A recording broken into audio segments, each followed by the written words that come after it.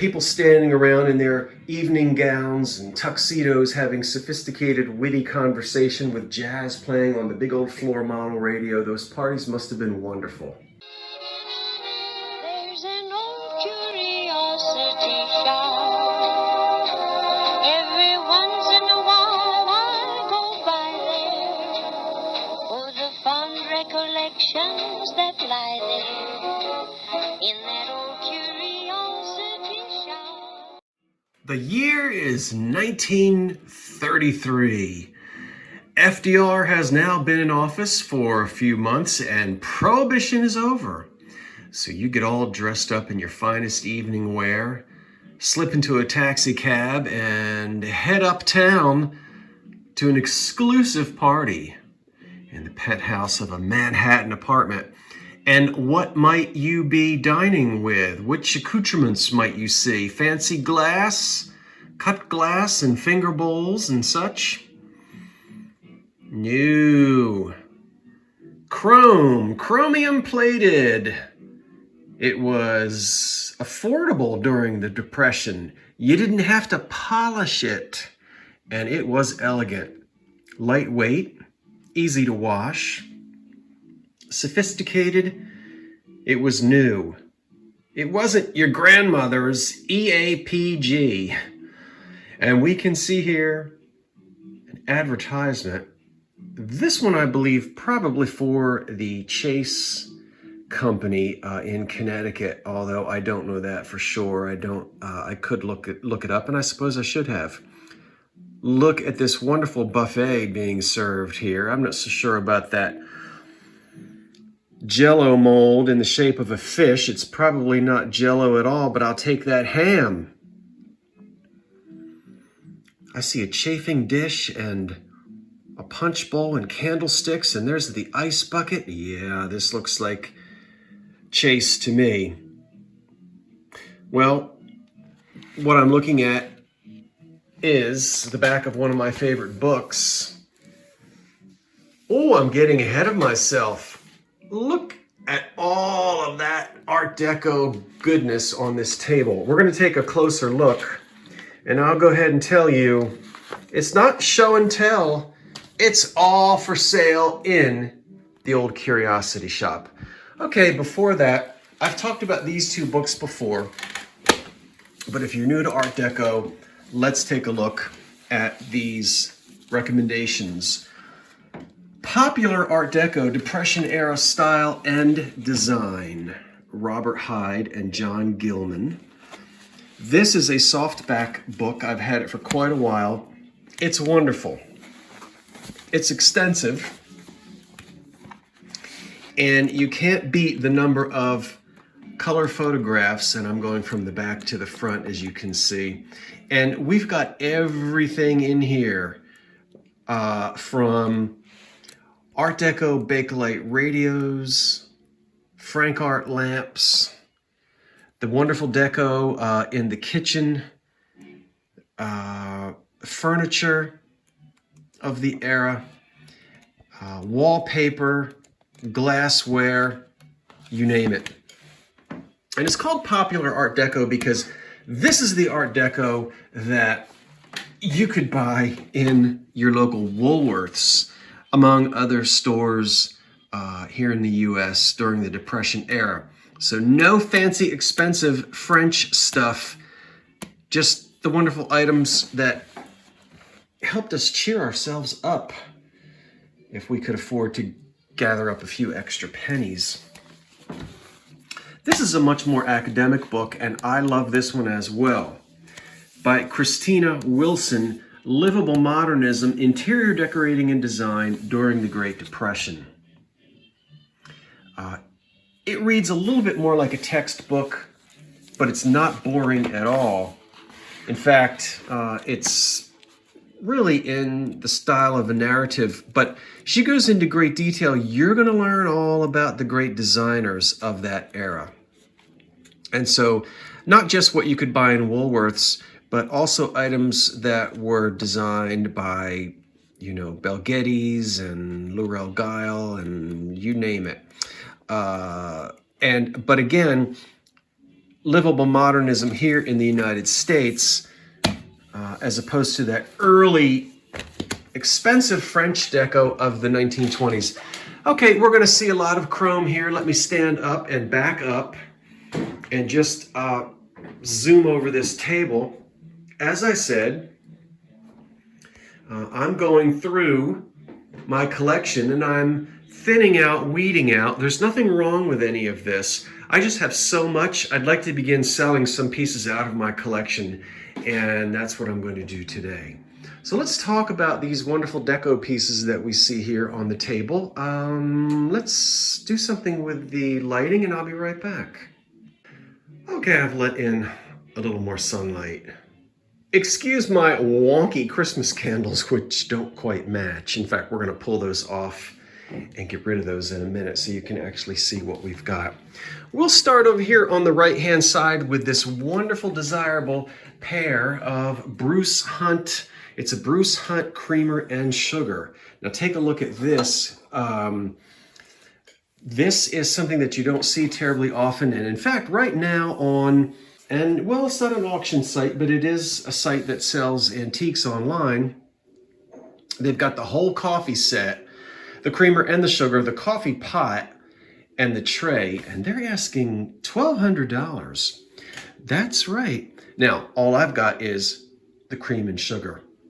There never was a lid on the sugar, by the way. Wonderful design. They are signed Robert Hunt, Bruce Hunt, I'm sorry, on the bottom. And they're in good condition. A little bit of chrome wear, as we can see. Some scratching on that one from use. But it's a cream and sugar that, well, this is the only time I've ever had a chance to own this set. Now we're going to hear a lot about Chrome Craft, Keystone, Farber Brothers in Brooklyn, and the wonderful company in Connecticut, Chase, who did chrome and brass. This piece here with the glass insert, probably glass by Cambridge. Cambridge supplied quite a bit of it. These do come out, so you can pop this glass right out. But we can see here it's pierced, it's got grapes on the bottom, and if we turn this one upside down and zoom in on it, we're going to be able to see Farber Brothers. Can you see Farber Brothers? So this is a Brooklyn piece made in Brooklyn. And that's a wonderful chromium plated. These would go with the cocktail sets, and this would be for your cocktail peanuts or whatever it is that you would like to serve in there. This, I'm selling this on its own, but if we set it over here, you can see how nicely it goes with the cocktail shaker, the cocktail glasses, and then a nice compote here for serving peanuts and such at your cocktail party. Here are some random chrome pieces, serving pieces with Bakelite handles. I don't know if these are marked or not. Here's a nice one with red. Let's quickly turn that upside down, and it says Brooklyn, New York, so that's probably a Farber Brothers piece.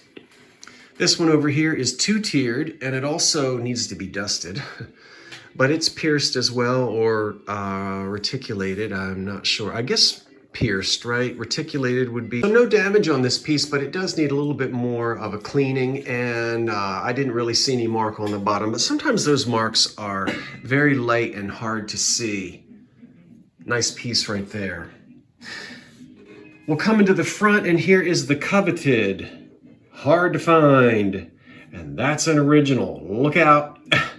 They make reproductions. This is the second one that I've got, and the only one left. Now, originally there was a coaster that these would sit on. The coasters are often missing. By the way, there is uranium in this, and it will glow under a black light. Now, how do you know if you've got the real thing or not? You want to look for patent pending, and there it is upside down. But there's the patent pending. or I'm sorry, the patent number, which we can see on there. If it doesn't have the patent number on there, it is a reproduction. So there she is. McKee Glass made these bottoms up shot glasses. And of course, the idea was that whatever the shot was in there, you had to drink the whole thing before you put the glass down because it wouldn't stand up. So you drink the whole shot and then you turn it upside down. So butterscotch caramel colored glass with uranium, glows beautifully. Woo, look at that hiney. And she is fantastic. She's got no damage at all. That's a coveted piece right there. Come and get it. It's the last one I've got. That's the last one I've got. Made in Czechoslovakia, gilded trinket dish for the dresser. We've got made in Czechoslovakia on the bottom, beautifully gilded. That is a typical stylized female head, circa early 30s. They had elongated necks, exaggerated features, and the hair was usually plastered to their heads. This is porcelain and then it's gilded. All right, now we're going to look at some of the dime store items that you could get at your Woolworths. We see the Cubist influence here on these little Japan pieces. We've got an Art Deco cat, and this looks like a lion over here. And they made everything. Little ashtrays and places to put bobby pins and all sorts of things. You could turn that into a little bud vase or whatever you would like. So it's lusterware. It's made in Japan. It's a cat. He's got a little scratch in his orange there on his ear. But that's the only damage. I wouldn't even really call that damage. Yeah, those ears are not chipped. Again, 1930s. And the lion as well. Made in Japan. I love this ashtray. I don't smoke, but look at the design on that. I'm tempted to keep it. I've never had this one before. It's just a great Art Deco design in glass. And then we've got two Bakelite or Catalan, I guess these are Bakelite, salt and pepper shakers, reaching towards the sky. And you're going to screw the lids off and on. These are in perfectly good condition. The lids do screw on and off, and they fit tightly as they should. It's beautiful butterscotch, what the collectors call butterscotch Bakelite. No problem with them. Over here in black for the kitchen, salt and pepper shakers again. Look at the waterfall front. Now we're getting into the mid to the late 30s, when the American Streamline takes over, yeah? So all the furniture had these waterfall fronts, and we see it in decorative arts as well. The maker back here, I don't know who that is, A&M. Now we're missing corks back here. So get you some corks, and then the salt and the pepper come out of the backs like that. Those are sweet. Here we have a little tray, which could be for butter or some other type of a condiment. And it has a wonderful little green handle on the top and a lovely pink insert made of typical depression glass of the time. And I don't remember whether this one is marked or not. This one is, and we can see a mark right here. I've got it upside down. It looks to me like Foreman Brothers. It is Foreman Brothers, and we can see the word chromium on there. That's the original insert that fits in there. This would be perfect for a small amount of butter on the table. This piece here, surprisingly enough, is the only one that's not chrome. It's actually Meridian B of Connecticut. But look how deco that is. And so it's just a nickel silver plate. I don't know whether I'm gonna be able to get it to focus in there for me. There it is, Meridian B. So again, we're up in Connecticut, but I love this thing. It's a little trumpet vase just for a little individual bud or whatever. And it got dented a little bit up here. You know, it doesn't really bother me. Not chrome, but looks like German silver or silver plate. Yeah, I like that. And has a great design to it, great modern design. Look at these shot glasses back here. They're wonderful. And I think only one right there has a little chippy whippy right there on the edge of that. And you can get out your nail files and whatnot and sort of file that down, and you might want to do that. But on a little caddy there, we can move those around. Again, I do not remember the maker on this because I haven't listed any of these things yet. However, by the time I get them listed, I will have looked up and really studied each one, and there'll be details in terms of the measurements, the full condition, and the maker, if I can figure that out. You'll see that. But yes, it's all for sale, and go ahead and check out the old Curiosity Shop. I'm not sure how much of it will be listed when this video comes up, but you can certainly go and look and see how much of it is there. Machine turned, this has dust on it, probably just from the paper towel that I used to wipe it off. Machine turned, yeah. Folding tray. Now this one is Chase, I believe, and not Keystone. And this is a wonderful one. And we know, of course, the whole thing will fold up. That piece goes up, and then this piece folds up as well. And it is signed right there. And if I remember correctly, this one is the Chase example. I have another example made by Keystone Chrome, which I'll show you, which is not for sale just yet. Cocktail shaker over here. Let me slide out another chair and move in this direction with the cocktail stems. Now these are going to be, well, let's see. The shaker is just sort of paired here with these. I don't know necessarily that this one is also by Farber Brothers, although it might be. Let's see here. Yeah, that's a Chrome Craft piece. And you can see there is a dent right there. Somebody pinged it with something, a BB gun. And but it has a wonderful black handle here made of some type of a plastic. The lid comes off. We've got this cap here which screws on and off. And you're going to get 6 cocktail stems with it all in chrome. We have 2 in sort of a dark amber, green, and a very light amethyst. And the glass inserts will pop out of there. You can pull them right out. Again, it's usually Cambridge glass, but they clip down in there. So they're not going to fall off when you go, sipping your Long Island iced teas or whatever you drink. Beautiful set. Then back here also, we've got one in amethyst. And I paired these 4 little chrome cocktail cups with it.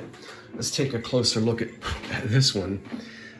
Once again, here we have a nice glass stopper in the top, and I believe that this one is also, let's see, indeed it is. I know it's going to be blurry for you, but I recognize right away, Chrome Craft, and we even have patent numbers under there. So amethyst glass, this is a little liqueur jug, right? Liqueur bottle, focusing back in. And I've got a matching piece here, which you could serve nuts or after dinner mints. Same maker, of course, same wonderful glass, made by Cambridge. And then I've got 4 of these wonderful little cocktail glasses right here in chrome. Look at me there in the reflection.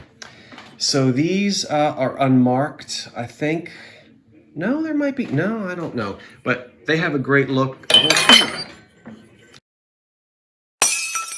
Well, we almost had a disaster right there live on camera, but I managed to save the day. Of course, if it was chrome and it fell on the floor, it would be just fine. So you're going to get all this lot together. And then I've skipped over the candles in the middle. I keep going in and out of focus, which I apologize for. Let's get these awful wonky candles out of there. Move them out of the way. And then we'll take a look at the candlestick holders last. There's one more cocktail shaker way back here with 6 of the stems. And there is no glass. There was never any glass inside of these. There's not supposed to be any. You drink out of it just like that. Same as those. Sometimes you would get cocktail glasses that had cobalt blue inserts and that kind of thing. These appear to be unmarked.